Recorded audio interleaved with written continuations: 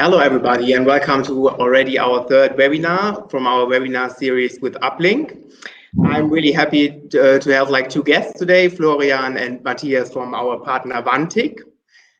For those of us who are like totally new to our series, I will shortly introduce myself and Uplink, and after that, the stage will be yours. So I'm Nick and working at Uplink as the event and project manager. Uplink was founded in 2016 by Manuel, who worked himself as a freelancer for 8 years in different tech environments and then decided to found Uplink. We basically offer fair and transparent job placements, have an active community, and organize as well like meetups or webinars like today. So now, Florian and Matthias, the screen is yours. Cool. So I'm just starting a quick introduction to myself. My name is Florian. I started working with Vantik as a growth lead a bit more than a year ago. Quick word to Vantik, as Nick mentioned, fair and transparent are also points we'd like to tackle when it comes to your pension as a freelancer. Not the most sexy topic, but we're trying our best to take away some question marks here. All right, thank you, Florian. My name is Matthias. Thank you so much to the guys from Uplink for having us today. I'm the head of operations at Vantik, so basically all the financial product lies with me, as well as all the interaction with our customers. If they have any questions, if there's any uncertainty, this lies in my department. So I'm quite happy to be here and to try to enlighten the world a little bit for you guys in the pension topic. So for many people, especially in Germany, this whole pension system and pension topic really feels like a jungle. I looked briefly at the poll. There was like 5 responses already, where people said thinking about retirement basically makes them feel confused. And this is definitely not uncommon in Germany, because the whole topic really is very complex. There's many options that you could take. It's fairly intransparent. There's a lot of fine print to all the different options, to all the contracts. So overall, it's very confusing. And this is already if German is your native language and if you grew up around here. If you're an expat living in Germany, it's even incredibly more hard. The first point there is that it's just the language barrier, because most of the information you can find out there, and also most of the product information from most of the product providers is in German only. There's barely any English content around this topic, so it's quite hard to see through this.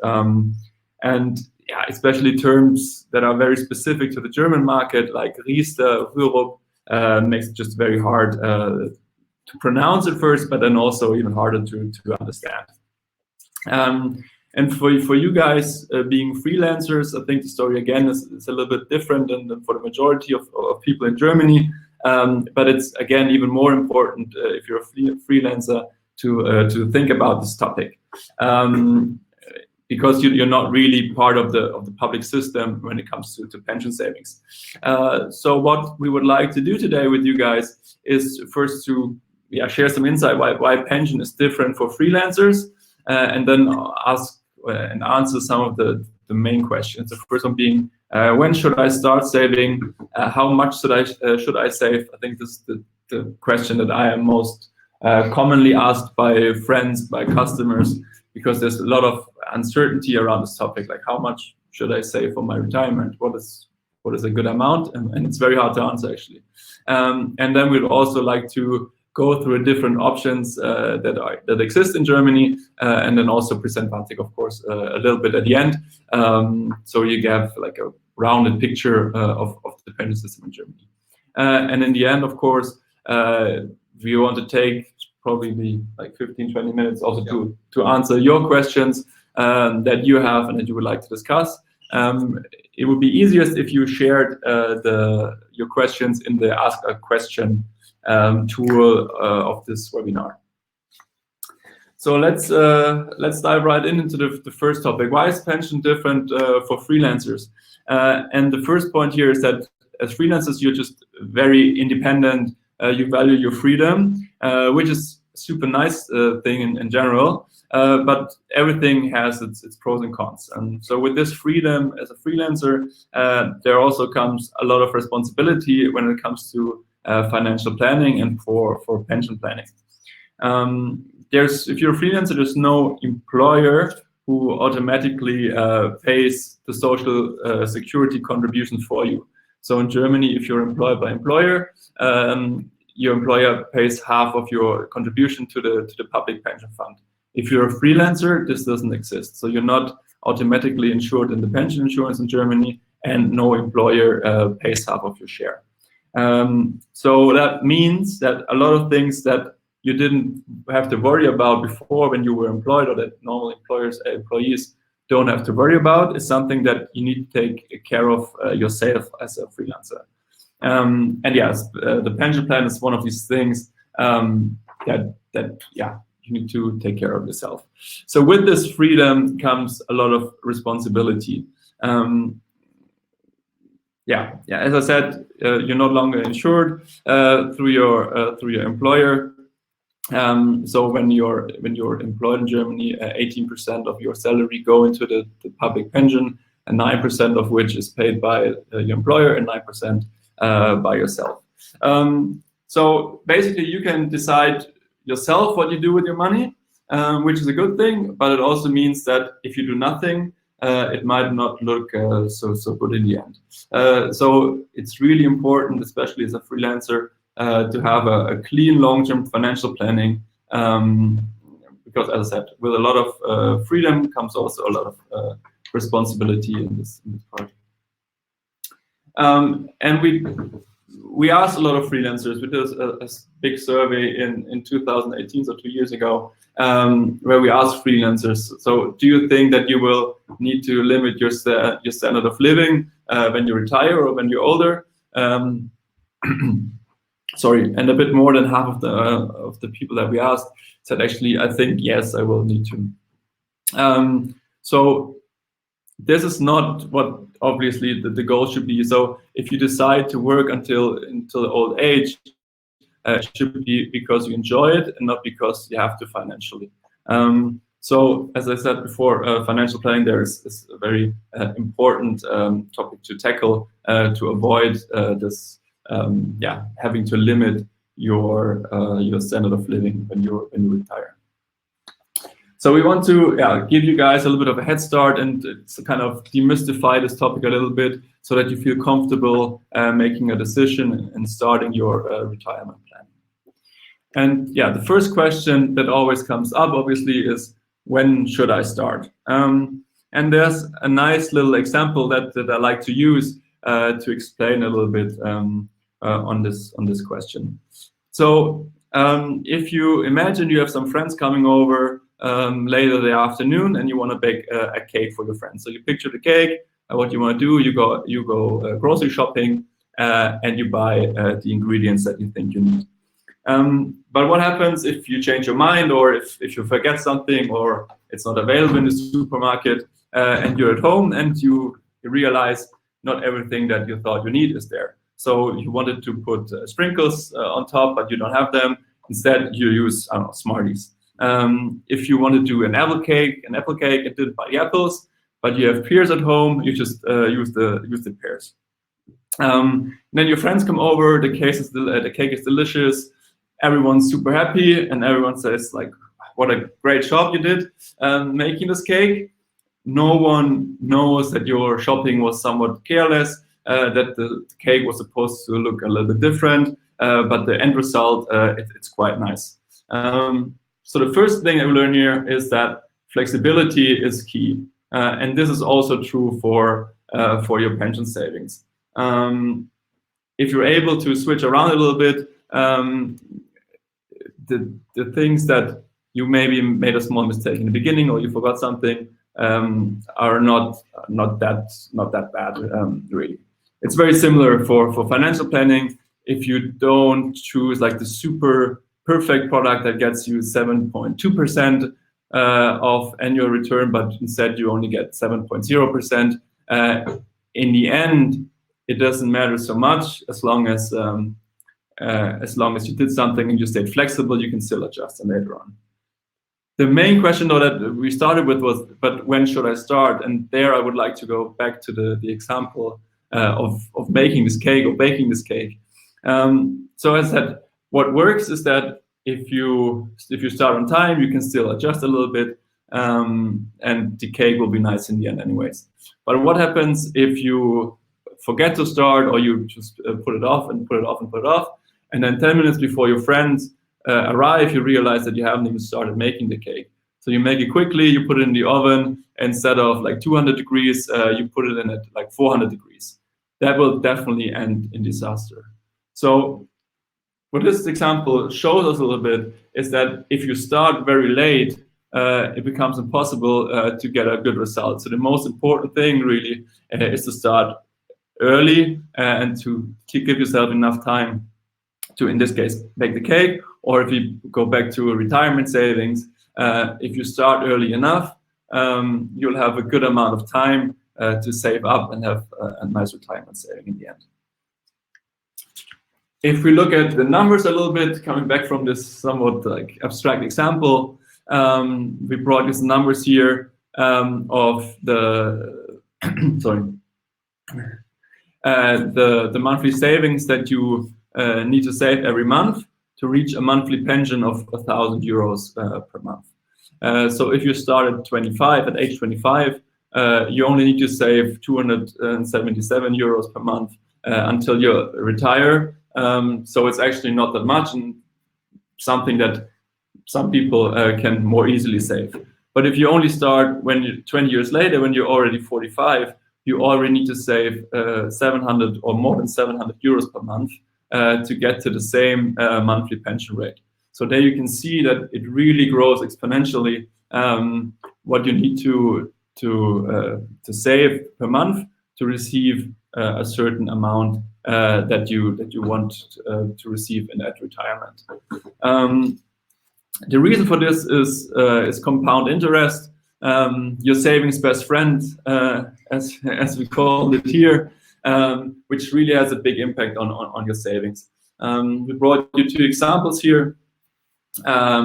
Also similar, if you only make a one-time deposit of 5,000 euros at a certain age, how much you will receive at retirement at a 3% return that compounds over time. So if you started at 25, if you put down these 5,000 euros, don't touch them again, and then when you're 65, you take out the money, you will have over 12,000 euros in the savings account.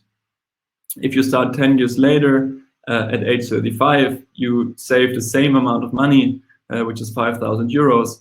You only receive a total payout of 9,000 euros. So it's quite a big difference that these 10 years make there. And if you save on a monthly basis, the difference gets even bigger. So the answer to the question, when should I start saving, is basically as soon as possible, especially if you're already working.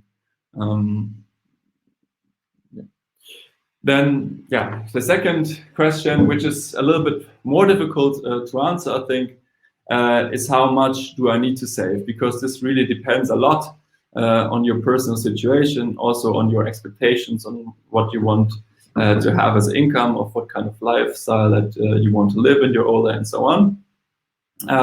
But one important thing to look at there is the thing called pension gap, which basically is the difference between your last pre-retirement income and the money you receive at retirement. So if you're an employee in Germany, you receive 48%, I think, of your last income before retirement as a public pension. If you're a civil servant, it's a little bit more. And if you're a lawyer, a journalist, or a doctor and pay into their pension system, which is a little bit has an unfair advantage, let's call it, you receive a bit more. But if you're a freelancer, as I said before, and you don't pay into the public pension system, you do not receive any public pension at all. So basically, all your income before retirement is also the gap to what you receive when you retire. So again, for freelancers, it's even more important to take provisions in their own hands for their retirement. Still, when we asked the freelancers in our study, we realized that not so many freelancers save a lot of money, but there is a fair share of people that also save quite a lot. So we have a range of people that only save up to 100 euros or save nothing at all, but there's also a fair share of people who save between 500 euros and 1,000 euros per month, and some even more than 1,000 euros. It's a little bit, more than regular or regularly employed people save. So there is for freelancers a more bigger tendency to save per month, and that's already a little bit of a good sign. But yeah, to answer the question at least a little bit with a little rule of thumb of how much you should save per month, we want to give you at least a guideline that helps a little bit in finding like more or less an ambition level that you could start saving with. This rule of thumb says around 25% of your monthly gross income should be sufficient if you start early. I think I mentioned before that employees in Germany pay 18.6% of their monthly income as a contribution to the public system. But we also saw that these 18.6% are not enough to maintain a standard of living. So employees also need to save up privately as well to be able to maintain a standard of living.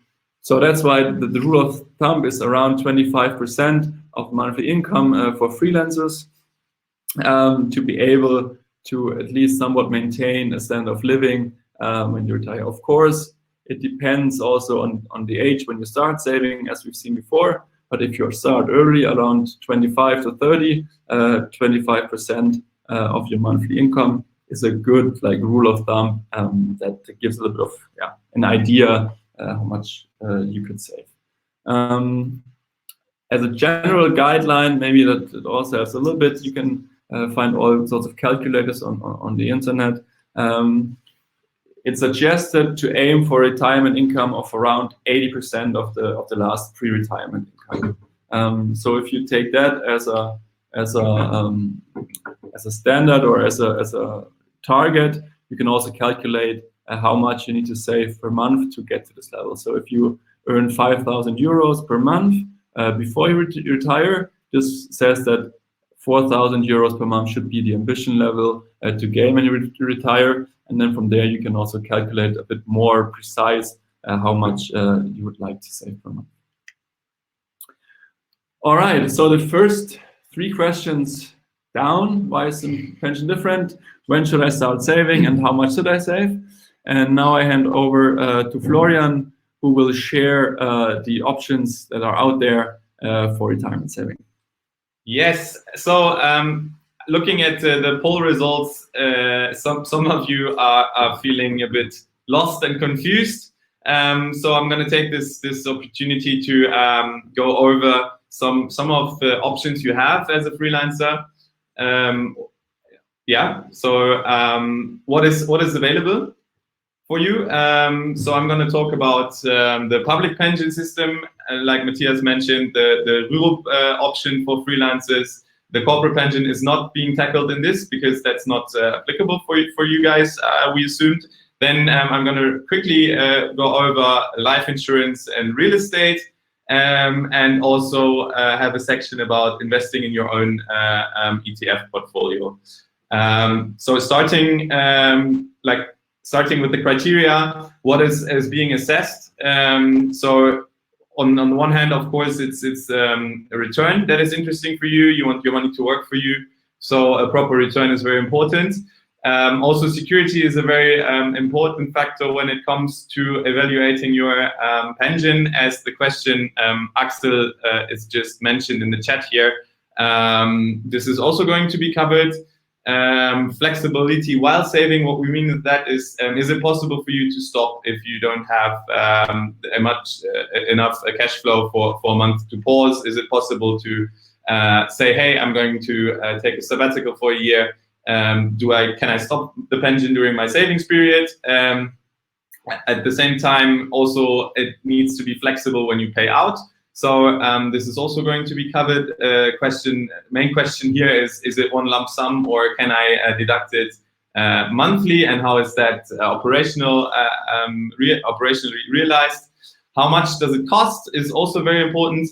How easy is it for you to use? Is it complex? Do you need to read a 50-letter fine print contract in order to use that product? And is it possible to use it globally? So in case you might want to leave Germany when you retire to go somewhere where the sun is shining a bit more often, can you take your retirement product with you, or are you running into problems when you decide to leave Germany? So as Matthias mentioned, the public pension is also available for freelancers. The current return, depending on the company you use and the product you use, is variable between 0.5 and 2%. Regarding safety, it is very safe. Your retirement will be safe. Also, it is the contributions you make is protected against garnishment, meaning that if you have a problem with your personal finances and need to be insolvent, your public pension contributions are saved towards that. When it comes to flexibility, when you pay in, this is not really a strong suit of the public pension. You need to contribute. You can pause, but you need to pay fixed contributions. You can't really change the savings rate you want to have. And it is not super easy to get out of a contract once you're in it. Then when it comes to the age where you say, hey, I want to stop working, it is at the moment 67. You will get a monthly lifelong pension, and you don't need to worry about anything about that. This will just be transferred to your account. You save from your gross income, meaning that the taxes you pay on your retirement contributions are in the moment of payout. So you're not paying taxes while paying in, but since the pension, when you have it, is your salary, you pay tax on the salary you will receive from your pension. If you're employed, the contributions are automatically. If you're a freelancer, you can decide to opt for that. And if you decide in order to be applicable for the public pension, you need to pay in at least 5 years. But then after these 5 years period, you can take it globally wherever you want.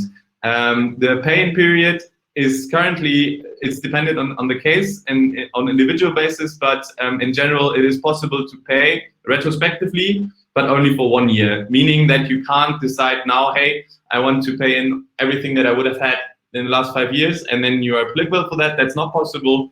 However, it is possible to do that 1 year retrospectively, but that depends on individual case. In general, there is an option. Sorry, can I jump in quickly here? There's a question by Axel. Is there a guarantee that the paid-in amount for employees will still be there in 20 to 30 years? How is the German state going to be able to pay for that?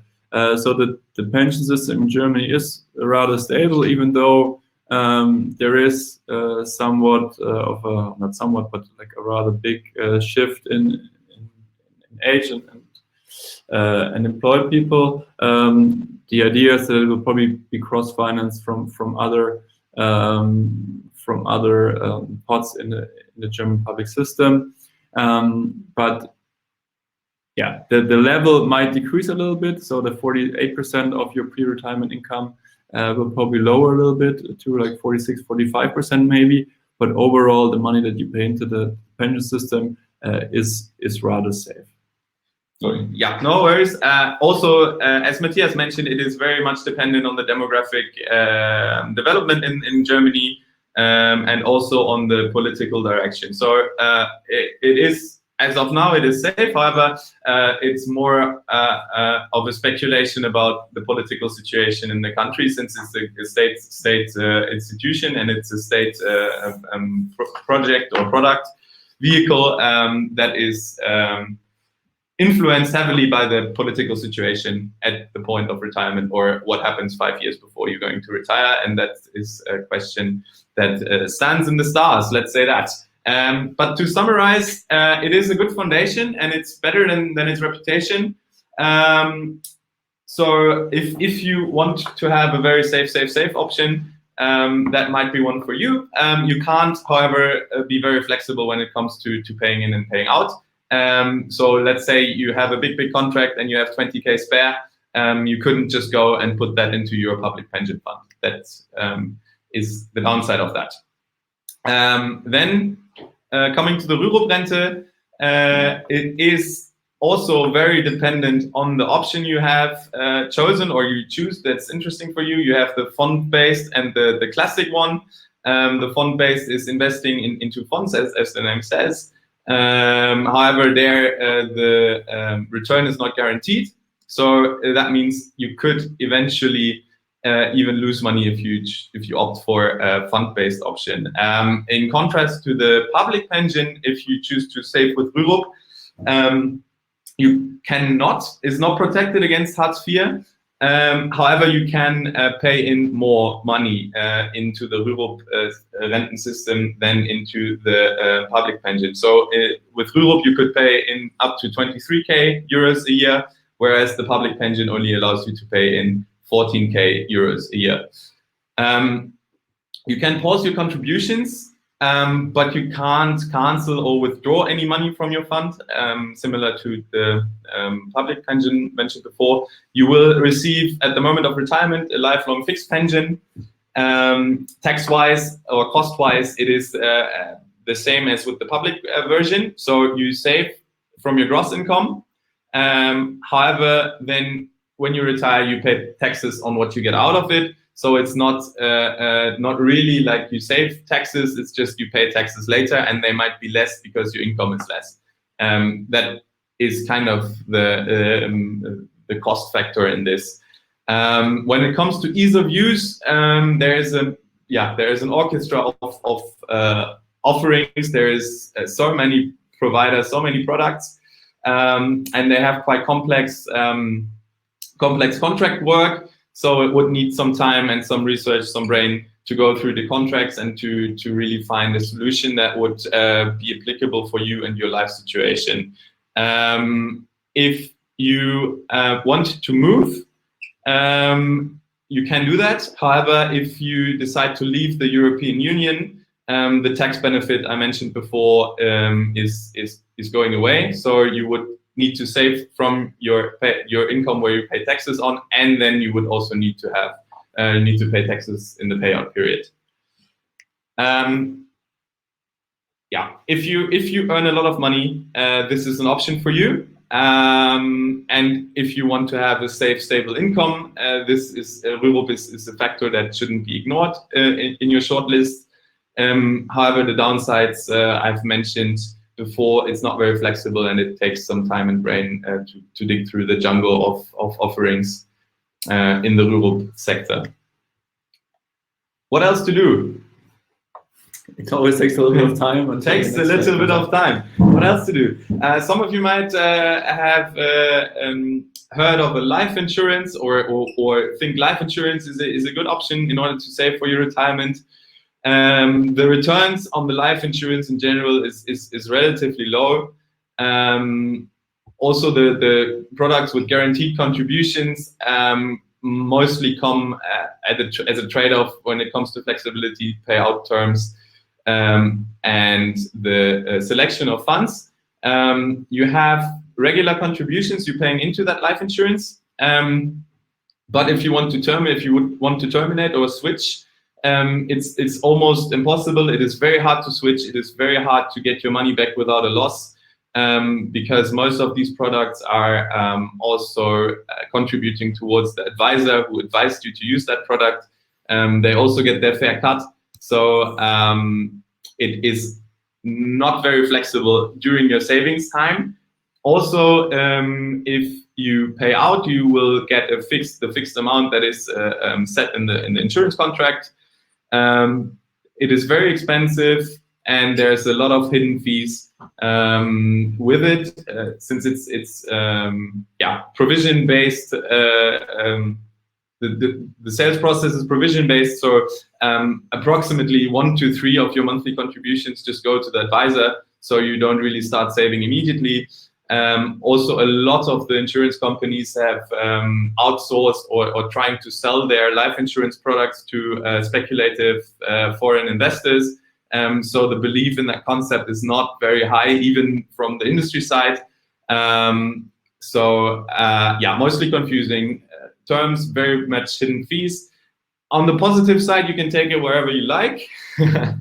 And if you must, then if you think this is really the option I would want to go for, please take one that is fund based, because there the returns might cover the cost you've paid before when you choose a life insurance. Real estate. Who doesn't want to have a house and see his grandkids playing on the veranda, right? In this example, we're looking at real estate as your pension. So the cost, the return, it really depends on the location and the market. Let's say you find a very, very hip and nice area now in a town you like, in a city you like, and demographics change, then the value of your real estate drops. Also, if you have financial problems privately, the first thing the authorities would go to is to take your house. It's a very drastic example, but it is what it is.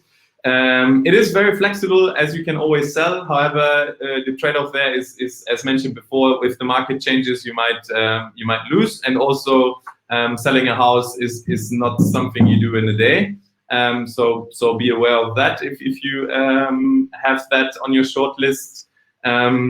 Then the payout period, it depends. Again, if you want to live in the house when you're old and don't pay rent, or if you want to rent it out to someone and take their rent as your retirement income. Regarding costs, it is very high initial costs, and also the time investment is not to be neglected. So it takes a lot of time to do your research of the real estate market. Then you need to find the right real estate agent. You need to go to the notary, the lawyer. So the initial costs are very high. And ease of use, it is we put it too complicated, as you need a lot of effort beforehand, and it might get a bit difficult to take your house in Berlin to the beach in Colombia if you want to retire there. It is nice to have as a home, but please consider your life situation. Things can always change. You can separate you and your partner can get separated. Then you have a lot of hassle and a lot of extra work there. So no worries. And what's left? It is investing, for instance, in ETFs. The returns are very good. So if you do it right, you can realize very, very proper returns. Security-wise, is you can also lose at the same time, you can lose as much. So if you decide to invest yourself and the portfolio you chose, the fund you chose is going down and the economy is going down, you might be ending up with zero. It is very flexible, since you can choose yourself when to pay in, when to pay out, what to use. Same goes for the payout period. You can decide yourself, hey, I've made a nice profit on these on this fund, so I'm deciding to sell it now, or to sell parts of it and let it run. Very flexible. The costs are also very low. However, you need to have a certain level of knowledge. and you need to have the time and the energy to really get into that topic. So you need to do your research, you need to choose, you need to manage them, like you need to balance your portfolio, which can be fun for some people, but for most, I think going out on a Saturday night or going to brunch on a Sunday morning is a bit more fun than sitting in front of yearly statements of companies or funds and looking at fund chart performances and portfolio performances and whatsoever. The good side is you can take it wherever, because you are not located, there's no fixed contract. So in general, if you have the know-how and you want to really dig into that topic, and you keep a cool head, especially also in times of crisis, there's a lot of panic sales. So you really need to embody facts as the diversification of your portfolio, management, and that kind of stuff. But you will get the best profit if you do it properly. Yes. One more thing. No, wrap up. Sorry. Thank you very much, Florian. To wrap up what Florian just said and to give maybe a bit of an overview, because I think it's a lot of information in a fairly brief window of time. So we'll try to go over it again once briefly over the different options. So we had the public pension, where the return is not so great, but it's super secure, and the costs are very low, but the cost of it is that you're not flexible at all, and that you can take it with you, or we will have difficulties if you want to take it abroad. For Europe, the return is also not so great, but it's fairly secure, but you also give up a lot of flexibility. In the end, it's rather expensive, and it's definitely not so easy to use. You can take it with you, but it's also, again, it's a little bit difficult. For life insurances, as Florian mentioned, there's basically no return anymore for traditional life insurance.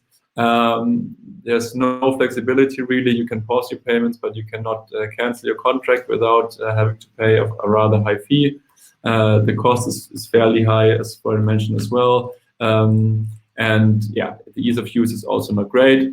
The good thing is it's very secure, and you can take it with you in the end wherever you go. For real estate, you can make a nice return if you make a good investment. You can, on the downside, also make some losses there, but overall it's possible to make a good return. But it's really more of a relevant topic if you choose to live in it, and then you must decide whether you want to give up your flexibility at retirement. And then finally, investing. We've seen that you can make a nice return if you have the time and the knowledge to do so, and if you can keep a cool head as well. The security is not great, as you can lose parts of your money if you don't do it right. But you're super flexible. The costs, especially if you choose to invest in ETFs, are very low, especially compared with the other options.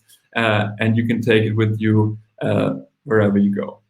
So basically, this is also what we looked at when Vantik was set up, and this picture is not really satisfying. If I think about my future and if I see this picture, I don't know if I would be super happy with any of these options. So one more thing, that's why we set up Vantik, which really has the goal to make retirement planning and retirement saving as secure, as flexible, and as easy as possible. So what we did at the core, we have a protected investment product, which is the Vantik Fund. It's invested in a diversified portfolio consisting of different stocks, bonds, real estates, and commodities, and different ETFs in these classes, with the target to achieve a long-term profit of 3.5% after all costs, with sustainable investments. So we have a focus on having sustainable investments in there as well. As we say, if you save for the future, you also want to make sure that this future will be in a world that's worth living in.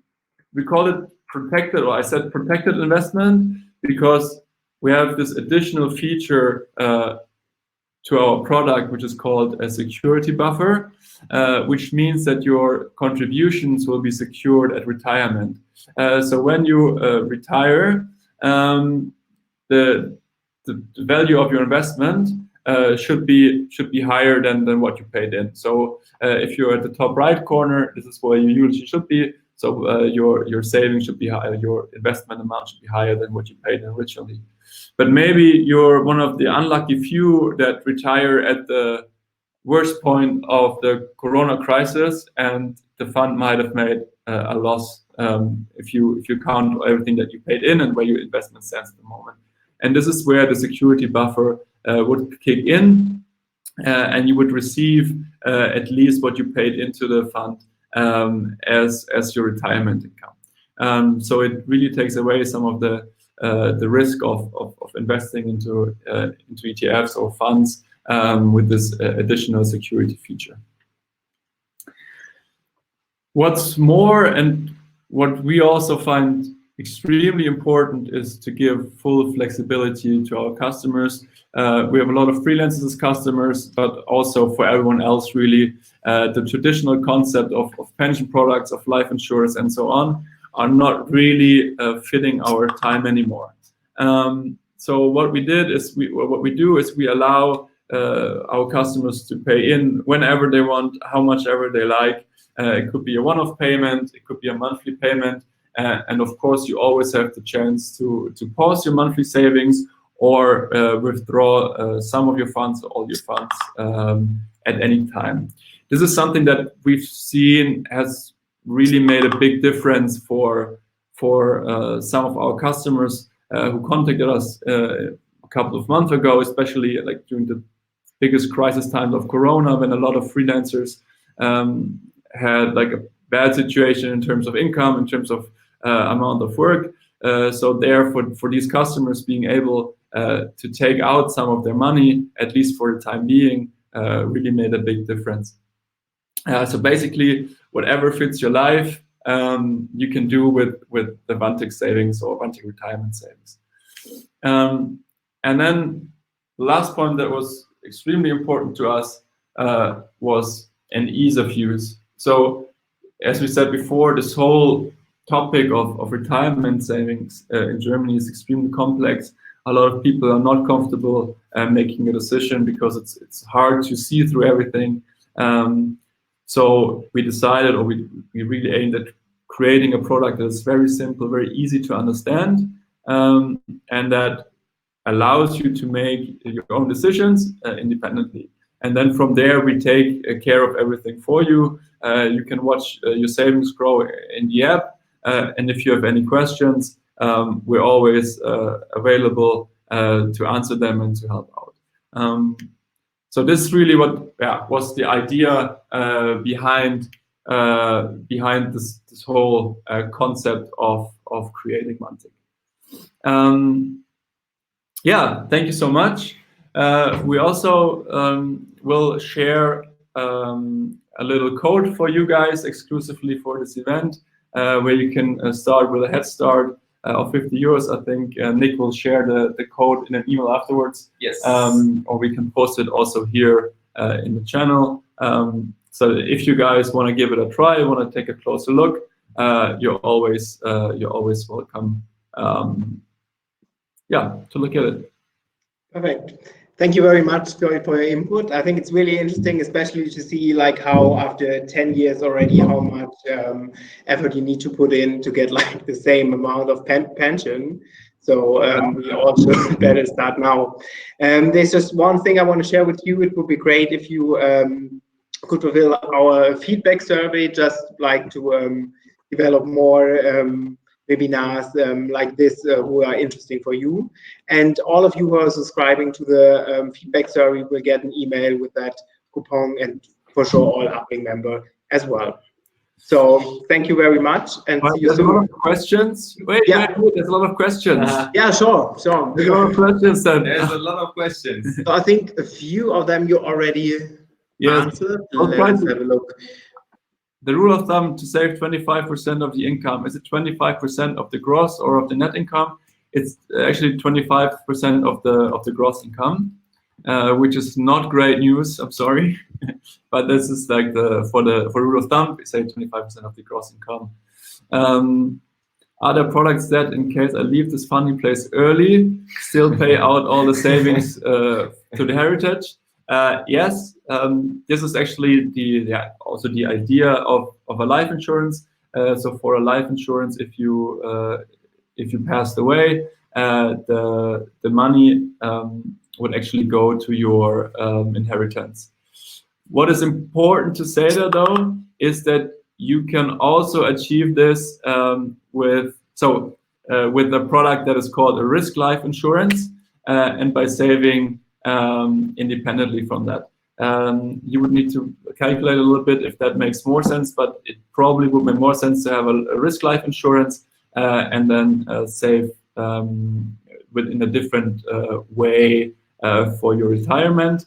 But life insurance does exactly that, especially if you, for example, buy a house, you usually need to have some sort of life insurance to make sure that also if you pass away, that the house can be paid in the end. Did you deduct the usual inflation rates from the return percent on every page where you talked about return percent? So the pages where we talked about return percent, we assume 3% after all inflation and all cost. If one has the necessary funds, would it be a sensible mix between pre-tax and post-tax income to pay one part into the public retirement fund and the other part into Vantik?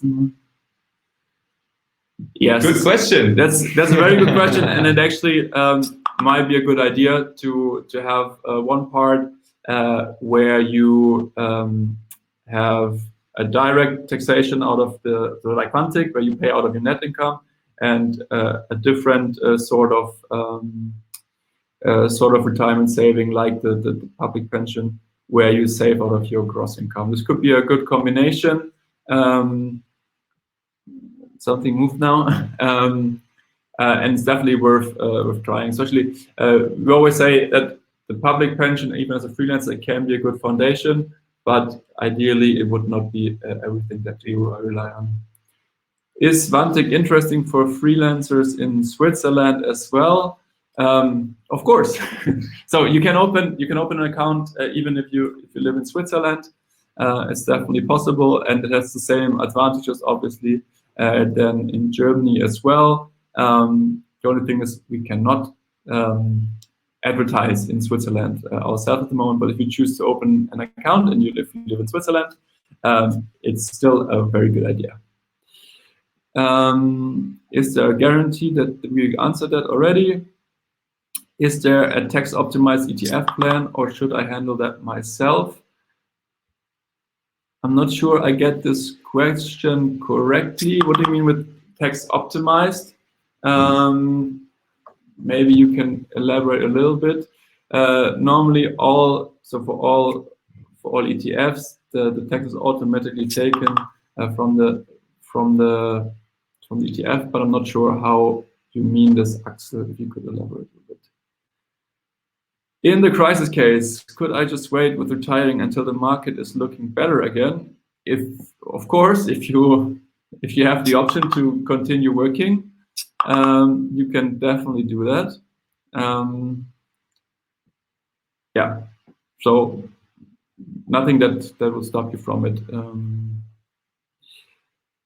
Vantik, I guess if I withdraw my money just like that, or as a retirement, I pay only these taxes, Kapitalertragsteuer and Solidarität. Yes, that's correct. Actually, there's the Abgeltungssteuer. It's already taken out of the annual or the annual savings, but overall this is correct. What is the fee for Vantik? Very good question. I didn't say that. I'm very sorry. Are the maintenance fees, regular fees, or other hidden fees? So with Vantik, you pay 1.21% of your money in the Vantik account per year, plus 1% per contribution that goes into the security buffer. Yeah, this is the cost, and everything is included in these costs. So there's no hidden fees or no additional fees that come on top of this. Okay, let me see. So we did this. Does Vantik have an option to use pre-tax money? I'm not exactly sure what you mean with pre-tax money, but I think you mean contributing to it out of your gross monthly income. No, this we do not have. The only options where you pay or where you save out of your gross income, that's the public pension and the rural plans. But as Florian mentioned, for those, you need to pay the taxes then when you retire. So yeah, you need to pay tax as income when you retire. Well, that's an interesting one. Which one? Who are Vantik's main competitors, and what is our unique selling point compared to them? It's a very good question. I think the biggest and most fierceful competitor we have is doing nothing. So people that just put their money on their Tagesgeld account and let it stay there and let it get eaten away by inflation. As Matthias mentioned, the earlier you start, the better. And if you just let it on your bank, I think there was a question about inflation, right? Before. So yeah, the biggest competitor we have there is definitely doing nothing. And compared to doing nothing, basically with us, you have a fire and forget solution. So in case you don't want to get bothered with your retirements anymore, you can just click in the app one switch, set your monthly contributions, and everything is taken care of. And I think it's also fair to mention, like I did, having your own portfolio. So if you have the time and the effort and the nerves and the knowledge and time, I mentioned time, then I think having your own ETF fund is also competitor. Our unique selling proposition against that is, Matthias mentioned the security buffer that saves your contributions in terms of a crisis. So let's say you have your own portfolio, you're 66 and you don't want to work anymore, Corona is hitting hard, then you might have run into a little loss, which you wouldn't have run into if you chose to save with our products. I think this is one. And for me also, the other thing is that we really make it very easy for our customers to save for their retirement. You don't need to worry about finding the ideal ETF, spending a lot of time doing research. We do all that for you. So I think it's a combination of ease, flexibility, and security that makes Vantik unique. Okay, anything that we missed? How long has Vantik been active and how many freelancers do you have? Very, very good question. So we started Vantik, was founded in 2017. The soft launch was in summer 2018, and the big launch was in February 2019. So overall, around 2 years now in the market. I cannot say how many customers or freelancers we have in our base, but I can tell you that around 30% of our customers are freelancers. All right. Any more questions, comments?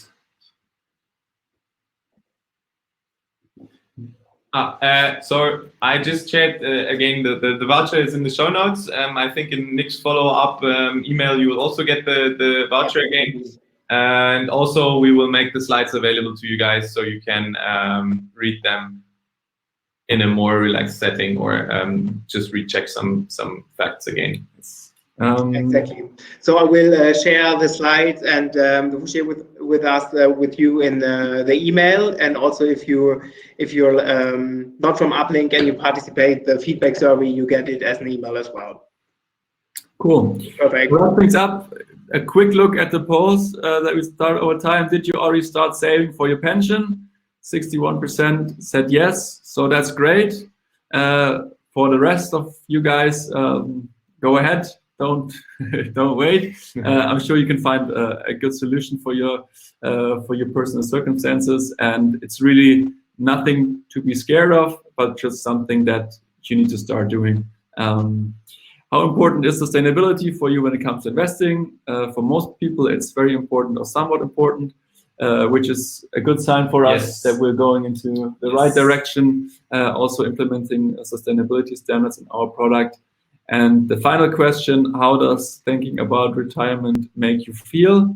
The majority was, I hope, confused and scared. Yes, exactly. I hope that the last 2 votes were confident, happy that came in after this. There's one last question. General opinion on financial advisors like thesis, etc. I think everyone needs to decide for themselves whether they offer a valuable service. What you always need to keep in mind is that you pay a lot of money for the service, especially if you do like a life insurance or a pension insurance. And nothing in this world is for free. So it depends a lot on the individual advisor. I think there's also some good ones out there. But overall, our goal is to make the product or make a product that is so simple and easy to understand that you don't need a financial advisor to understand it and to talk you into it. Maybe one point to add, like as I've mentioned before, especially in the life insurances, if you go to a bank, for instance, that person in the bank that gives you advice gets his fair share of the product he advises you to use. There are advisors who take a honorary basis, so you pay them like a lawyer. These are most of the time giving more independent advice. This is just a general rule of thumb. Yes. All right. Thank you so much. Thank you for listening. Thank you so much for organizing this, Nick. Yeah, sure. You're welcome. Also, we're very happy if you have more specific questions. Just shoot us an email to hello@vantik.com or call us. We're always happy to talk to you guys. Our phone number is on our website. Another question. How is Vantik portfolio divided? Sorry, it's 60% is in equity ETFs, so in shares. 20, I don't want to lie, 25% in bonds, 5% in commodities, and 10% in real estate. I think this should add up to 100%. You can also read it on our website, vantik.com. There you can also find the share, but I think I said it correctly. Yes. Perfect. Maybe you can also share the hello email again on the chat box, so that's available for everyone. We'll also put the email addresses in the presentation, I think. Yes. Perfect. Great. So thank you very much, and have a nice evening. Thank you for attending. Thanks for your time. Bye. Bye.